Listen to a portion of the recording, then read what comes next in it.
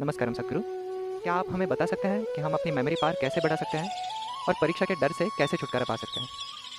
परीक्षा का डर? ओह, आप सही आदमी से पूछ रहे हैं, जिसे इसका पूरा अनुभव है। ऐसा इंसान जिसे कभी भी परीक्षा का कोई डर नहीं रहा। मेरे पिता की सबसे बड़ी चिंता यही थी कि मुझे परीक्षा का कोई डर नहीं था। वो कहते इस लड़के को डर ही नहीं लगता, इसका क्या करें।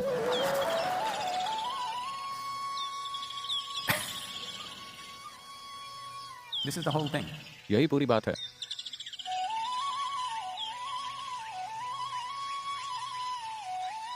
You're asking me. आप ये सवाल पूछ रहे हैं, अच्छी बात है, लेकिन पहले आपको समझना होगा कि कहीं ना कहीं दुनिया में, समाज में यह धारणा फैली हुई है कि डर एक तरह की खूबी है।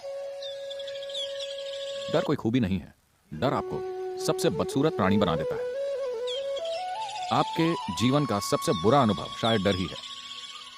इसी एक चीज के अभाव ने मेरी जिंदगी को बहुत ही सुखद बना दिया है, क्योंकि डर हमेशा किसी ऐसी चीज का होता है जो अभी तक हुई नहीं है। डर किसी ऐसी चीज का होता है जिसका अभी कोई अस्तित्व नहीं है। क्या होगा, इसी का डर होता है। क्या होगा आपको नहीं पता।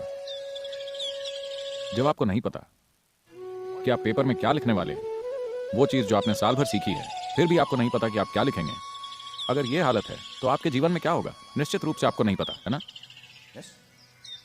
But you're लेकिन आप सारी बुरी चीजों की कल्पना कर रहे हैं जो परीक्षा के बाद होंगी। नहीं, परीक्षा के बाद एक बढ़िया छुट्टी मिलने वाली है। yes, sir. फिर एक दिन आएगा जब रिजल्ट अनाउंस होंगे।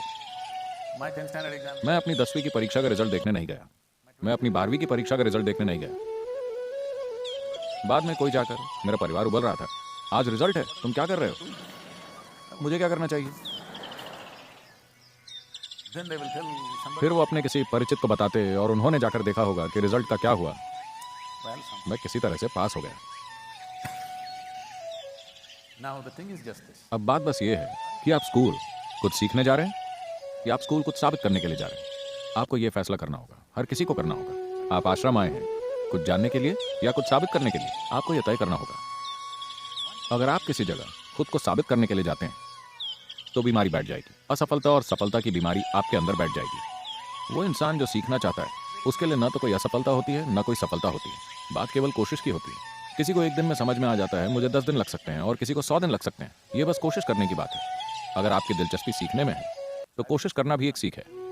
लगातार कोशिश करने के काबिल होना भी अपने आप में एक बहुत बड़ी सीख है ना। तो कुछ साबित करने की कोशिश मत कीजिए। अपनी याददाश्त को सुधारने की कोशिश न करें। Please. आप स्कूल किसी बेकार चीज को याद करने के लिए नहीं गए, बल्कि कुछ सीखने के लिए गए हैं।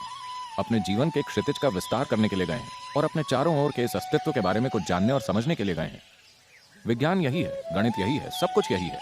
आज आप जो पढ़ रहे हैं वो कोई विषय नहीं है, वो जीवन के अलग अलग हिस्से हैं। शायद इसे बहुत ही नीरस तरीके से पेश किया गया है, मगर फिर भी वो जीवन है। Yes. Whether you study. चाहे आप फिजिक्स पढ़ें या केमिस्ट्री या बायोलॉजी या सोशल साइंस या ज्योग्राफी, आप ऐसी चीजें सीख रहे हैं जो आपके जीवन के दायरे को बेहतर बना सकती है।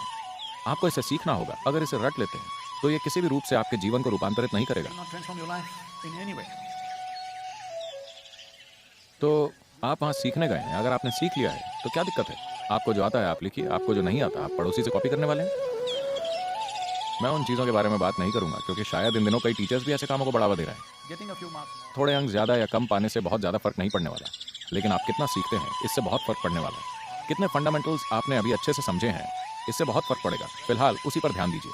आप कितनी समझदारी से, कितने बढ़िया तरीके से, कितनी काबिलियत से अपना जीवन जीते हैं, यही महत्वपूर्ण है। आप कितना याद रखते हैं ये महत्वपूर्ण नहीं है। मुझे एक भी चीज़ याद नहीं है, That's why इसीलिए मैं यहाँ बैठकर आपके साथ गप्पे मार सकता हूँ किसी भी चीज़ के बारे में, there's no. क्योंकि कुछ याद रखने का कोई बोझ नहीं है। So तो दस्त रोकने की दवाइयाँ मत खाइए और अपनी याददाश्त की चिंता मत कीजिए। जो आप जानते हैं आप करेंगे, जो आप नहीं जानते आप वैसे भी वो नहीं कर पाएंगे। लेकिन अगर आपको कॉपी करना आता है तो ये आपके ऊपर है। मैं तो ऐसा नहीं करता, और मुझे विश्वास है कि हमारे टीचर्स अलाउ नहीं करेंगे, because क्योंकि जीवन के इस चरण में आपको अपना जीवन छल से शुरू नहीं करना चाहिए। at least मैं ईमानदारी की बात नहीं कर रहा हूँ, मैं ये कह रहा हूँ कि आप जीवन के साथ सीधा रहना सीखें, ताकि कल आप छोटी छोटी बातों से मुड़ तोड़ ना जाएं। आप ठीक ही रहेंगे, मैं ऐसा ही हूँ। ठीक है, मुझे केवल 35 अंक मिले चलेगा, मैं ऐसा ही हूँ। इससे मेरे जीवन की क्वालिटी तय नहीं होगी। मैं चाहता हूँ कि आप इस बात को समझें। आपको कितने मार्क्स मिले हैं इससे आपके जीवन की क्वालिटी तय नहीं होगी, मगर आप कितनी ईमानदारी से जीवन जीते हैं आपके जीवन की गुणवत्ता इस बात से जरूर तय होगी। तो नकल नहीं करना है, ठीक है? मान लीजिए आपको कुछ नहीं आता, कोई बात नहीं, वहाँ खुशी खुशी बैठिए और बाहर आ जाइए। सबको बता दीजिए कि मुझे नहीं आता था। थोड़ा योग कीजिए, आपका जीवन लंबा हो जाएगा और आप एक और साल ले सकते हैं। सीखने के लिए एक और साल, मगर नकल मत कीजिए, क्योंकि छोटी चीजों के लिए अपनी ईमानदारी मत खोइए। ये मामूली चीजें, इन छोटी चीजों के लिए अपनी ईमानदारी मत खोइए, वरना कल जब आपके सामने बड़ी चीजें आएंगी तो आप उनका सामना नहीं कर पाएंगे।